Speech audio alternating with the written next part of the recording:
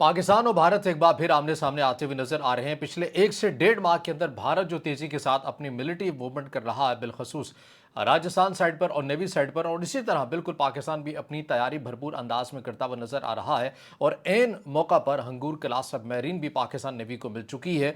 चीन की तरफ से ये तमाम तर जो चीज़ें अपडेट्स हमारे सामने आ रही हैं, ये तमाम तर वो इन्फॉर्मेशन मैंने इकट्ठी की है, मिनुआन आपके साथ आज के इस व्लॉग में शेयर करेंगे। अस्सलाम वालेकुम। आज तारीख 30 अप्रैल 2026 और मैं हूं रजा अब्बास। आपसे दरख्वास्त की वीडियो को लाइक और चैनल को सब्सक्राइब जरूर कीजिएगा। हालिया हफ्तों के अंदर हमने देखा है कि सोशल मीडिया में बिलखसूस ओपन इंटर सोर्स अकाउंट्स के अंदर ऐसी जो वीडियोज़ हैं वह आपको बड़ी तादाद के अंदर मिल रही हैं, जिसके अंदर ये वाज़ेह तौर के ऊपर देखा जा सकता है कि भारत किस तरह से अपने मरकज़ी असलहा डिपो से जो मिलिट्री मूवमेंट है, इक्विपमेंट है, दिफाई निज़ाम है, वो पाकिस्तान की सिंध साइड पर जो मुल्हिका इलाके हैं वहाँ पर पहुँचाता हुआ आपको नज़र आ रहा है। और इसी चीज़ों को BBC उर्दू की तरफ से भी रिपोर्ट किया गया। ये तमाम तर क्या इन्फॉर्मेशन है, क्या कुछ अब तक भारत जो है वो पाकिस्तान साइड पर पहुँचा चुका है, ये तमाम चीज़ें मैं आपके सामने रखूँगा।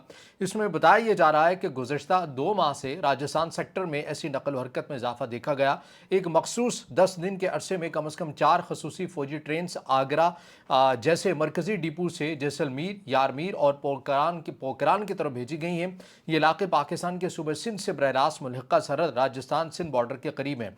ये चूंकि तमाम तर इन्फॉर्मेशन है, कुछ बात अपने से ना हो जाए, इसीलिए मैंने तमाम जो पॉइंट्स हैं ये लिख कर रखे हैं ताकि मैं आपके साथ शेयर भी कर सकूँ।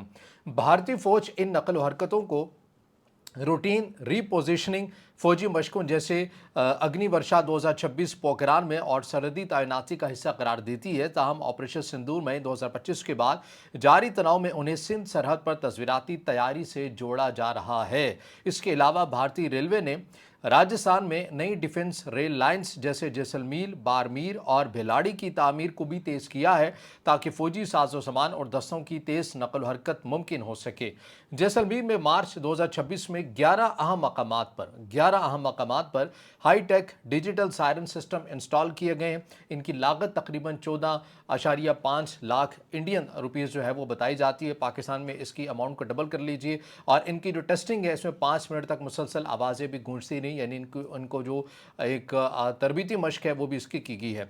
ये सायरन मोबाइल ऐप से भी कंट्रोल किए जा सकते हैं। इंतजामिया का मौक़िफ़ यह है कि ये एयर रेड वार्निंग, आग, कुदरती आफत या एमरजेंसी के लिए हैं और ऑपरेशन सिंदूर के बाद सरहदी सिक्योरिटी को मजबूत करने का इक़दाम भी है। बाड़मेर और जैसलमेर में ब्लैक आउट ड्रिल्स और सिविल डिफेंस मशकें भी की गई हैं। ये इक़दामात राजस्थान सिंध सरहद के करीब होने की वजह से जंगी तैयारी का तासुर भी दे रहे हैं। अगरचे सरकारी तौर पर इन्हें दिफाई और शहरी हिफाजत के तौर पर बताया जा रहा है, या मीडिया के अंदर ये तासुर देने की कोशिश की जा रही है। लेकिन आपको याद होगा 2025 के अंदर भारत के वज़ीर दिफा राजनाथ सिंह की तरफ से क्या बयान दिया गया था, जिसमें उन्होंने राजस्थान और सिंध की बात की थी, जिसमें उन्होंने कहा था कि सिंध तहजीबी और तारीख़ी तौर के पर भारत ही का हिस्सा है और उसको आज नहीं तो कल भारत के साथ आकर मिलना है।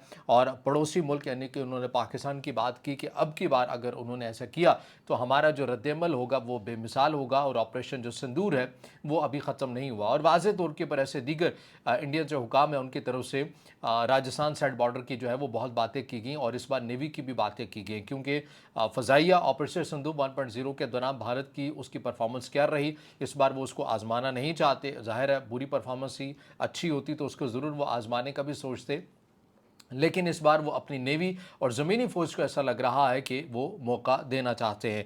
और इसी में राजनाथ सिंह के जो बयानात हैं, ये भी चीज़ें जो हैं ये मैंने आपके सामने रखी हैं। अब इसमें ये देखिए कि अप्रैल 2026 में भी राजनाथ सिंह ने पाकिस्तान के ख़िलाफ़ सख्त किस्म के बयानात हैं वो दिए हैं। अगर पाकिस्तान कोई मुहिम जोई करता है तो हमारा रद्दअमल बेमिसाल और फैसला कुन होगा। ऑपरेशन सिंदूर अभी ख़त्म नहीं हुआ। ऐसा ही बयान 2025 के अंदर भी आया और 2026 के अंदर यानी इस साल भी आया। उन्होंने पाकिस्तान को मसला पैदा करने वाला पड़ोसी मुल्क करार दिया और किसी भी शरारत पर बेमिसाल कार्रवाई करने का इंदिया भी दिया। राजस्थान, जैसलमेर, बाड़मेर, पोखरान से सिंध के अंदरूनी इलाकों तक फौजी हमला या दबाव डालना भारत ये समझता है कि उसके लिए आसान है, क्योंकि सरहदें आपस में जुड़ी हुई हैं। ये इलाका भारतीय फौज की बड़ी मशकों जैसे पोखरान का मरकज़ भी रहा है। अगर तनाज़ा हो तो भारत ज़मीनी रास्ते से सिंध पर दबाव डाल सकता है, जबकि समंदर से नेवी भी हमला कर सकती है। ये भारत का एक मुमकिन जंग का मंजरनामा हो सकता है, जिसके बारे में में मैंने आपके सामने रखा है। और इसके अंदर मज़ीद एक और जो नुक्ता है वो भी ऐड करते हुए चलें कि अगर भारत सिंध पर हमला करे तो कराची पाकिस्तान का सबसे बड़ा पोर्ट शहर जो सिंध में वाक़ है तस्वीराती अहमियत का हामिल होगा। कराची पोर्ट नेवी बेस और माशी मराकज़ की वजह से पाकिस्तान नेवी ने अपनी तैयारियां तेज़ कर दी हैं ताकि समुद्री महाज पर दुश्मन की किसी भी कार्रवाई का मुंह तोड़ जवाब दिया जा सके।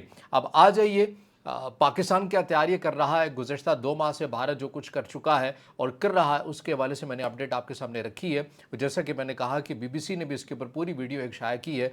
इंडिया का एक नया जंगी मंसूबे के हवाले से इस वीडियो का उन्वान है और उसके ऊपर उन्होंने इन्हीं तमाम तर मूवमेंट्स की जो है वो तफसीलात फराहम की हैं। और अब पाकिस्तान की क्या तैयारियाँ हैं इस हवाले से भी हम बात कर लेते हैं। ये देखिए कि गुज़श्ता 2 माह में पाकिस्तान नेवी ने अपनी समुद्री दिफाई सलाहियतों को मज़ीद मजबूत करने के लिए मुतादिद कामयाब मिसाइल का तजर्बा किया है। 16 अप्रैल 2026 पाकिस्तान नेवी ने एक मुल्की तौर पर तैयार करदा ship launch anti ship missile का कामयाब टेस्ट किया। फिर 21 अप्रैल 2026 को आ जाइए पाकिस्तान नेवी ने Taimur air launch cruise missile का कामयाब लाइव फायरिंग टेस्ट किया। इन टेस्टों के अलावा अप्रैल में अरेबियन सी में मुतादिद बार नोटम्स भी जारी किए गए जो मुसलसल टेस्टिंग की निशानदही करते हैं। Pakistan navy Hangor class diesel electronic attack submarines की तैयारी और इंडक्शन में मसरूफ़ है। और 29 अप्रैल 2026 को पाकिस्तान नेवी ने चीन में पहली हंगूर क्लास सबमरीन PNSM हंगूर को बाकायदा कमीशन किया।